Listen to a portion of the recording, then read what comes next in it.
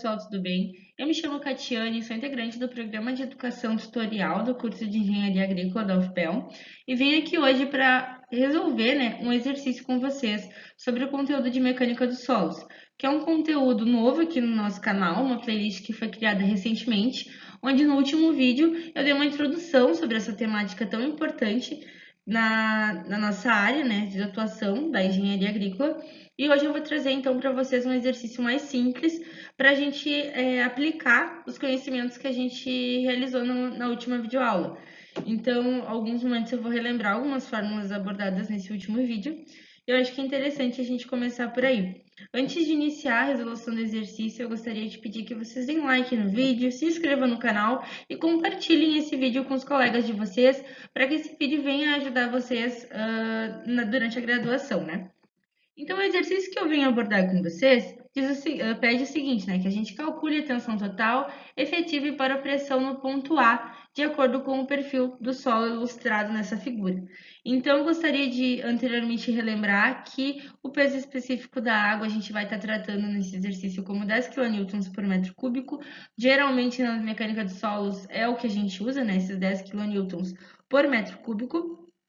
E então, explicar um pouco essa imagem, Onde a gente tem duas camadas, dois solos diferentes, o solo 1 e o solo 2, onde esse primeiro solo ele tem 3 metros de espessura e esse segundo solo 2 metros de espessura. Entretanto, o segundo solo está totalmente saturado por água e esse primeiro solo ele está na sua metade saturado e em sua metade não. Então, com isso, a gente tem três pesos específicos. O primeiro peso específico é do solo seco, de 18 kN por metro cúbico, desse solo 1, dessa primeira camada. O segundo peso específico dessa camada 1 é o peso específico saturado, de 23 kN por metro cúbico. E o nosso terceiro peso específico é o peso específico saturado relacionado ao solo 2, a segunda camada, referente a 25 kN por metro cúbico. É importante levar em consideração que a gente está realizando esses cálculos em função do ponto A. Então, a gente tem que desconsiderar, se olhar essa figura de baixo para cima, desconsiderar esses 0,5 metros. Afinal, o nosso ponto A está a 1,5 metros do solo 1.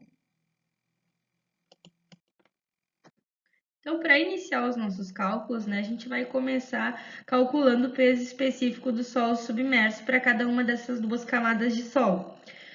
Então, relembrando, retomando o conteúdo que foi abordado na nossa primeira videoaula sobre esse conteúdo, o peso específico submerso ele é igual ao peso específico saturado menos o peso específico da água. Então, peso específico do saturado do solo menos o peso específico da água. Então, nesse caso, nesse nosso exercício, para o solo 1, a gente teria os 23 quilonewtons por metro cúbico referente ao peso específico saturado do solo, menos os nossos 10 quilonewtons por metro cúbico, que é o peso específico da água. Então, totalizando para o solo 1, um peso específico submerso de 13 quilonewtons por metro cúbico, que é o peso específico que a gente vai usar para os próximos cálculos. Já para o solo 2, para essa segunda camada, a gente tem os 25 quilonewtons por metro cúbico, que se vocês retornarem um pouquinho o vídeo vai ter na imagem, é um dado já, do exercício, menos os 10 quilonewtons por metro cúbico do peso específico da água, então obtendo para o peso específico submerso do solo 2, equivalente a 15 quilonewtons por metro cúbico. Posterior a isso, a gente vai para a tensão vertical, onde a tensão vertical, esse cálculo dessa forma, eu não tinha trazido em equação na videoaula anterior, tinha apenas comentado que a gente pode fazer um somatório desses pesos específicos presentes no exercício, vezes essas alturas referentes a esses pesos específicos. Então, nesse caso, desse exercício, eu até deixei a imagem ao lado para que a gente pudesse visualizar melhor essa situação. Para a tensão vertical, a gente tem um somatório do peso específico desse solo seco, desse solo seco, peso específico seco do solo, peso específico seco do solo 1, que seria essa primeira parte referente a 1,5 metros. Então, não seria um equivalente aos 3 metros, afinal, esse solo 1, ele está metade submerso por água e metade não tem água, é seco. Então, seria 18, que a gente encontrou anteriormente, né?